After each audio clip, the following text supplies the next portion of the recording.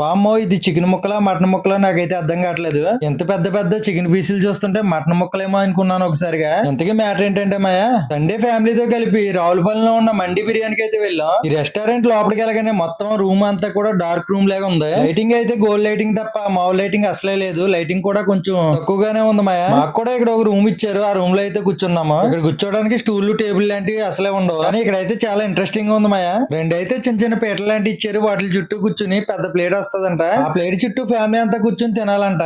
సర్లే ఫుడ్ వచ్చేలాగా స్టార్టర్స్ అయితే ఆర్డర్ చేసుకున్నాం. స్టార్టర్స్ వచ్చేసి 300 నుంచి స్టార్టింగ్ అంట. మేము తీసుకున్న స్టార్టర్స్ అయితే చాలా బాగున్నాయి. వీటిలో కారం ఘాటు ఏమీ లేకుండా మంచి నీట్ గా అయితే తీసుకొచ్చాడు. ఈ ఫుడ్ అయ్యేలాగా అయితే మాకు మండి బిర్యానీ అయితే పట్టుకొచ్చి పెట్టేశాడు. ఇక్కడైతే ఈ మండి బిర్యానీకి అయితే పెద్ద ప్లేట్ ఒకటి ఇచ్చాడు. దాని చుట్టూ అయితే బిర్యానీ వేసాడు. వాటి చుట్టూ కొద్ది కొద్దిగా డెకరేషన్ అయితే చేసుకొచ్చాడు. అలాగే సేర్వా, పుల్ చట్నీ మొత్తం అన్ని కలిపి 4 కప్స్ అయితే ఇచ్చాడు. బిర్యానీ టేస్ట్ అయితే సూపర్ అదిరిపోయింది. నాకైతే చాలా చాలా బాగా నచ్చేసింది. చికెన్ కూడా అలాగే చాలా బాగుంది. నేను ఈ చికెన్ చూడగానే ఫస్ట్ అయితే చికెన్ అనుకోలేదు.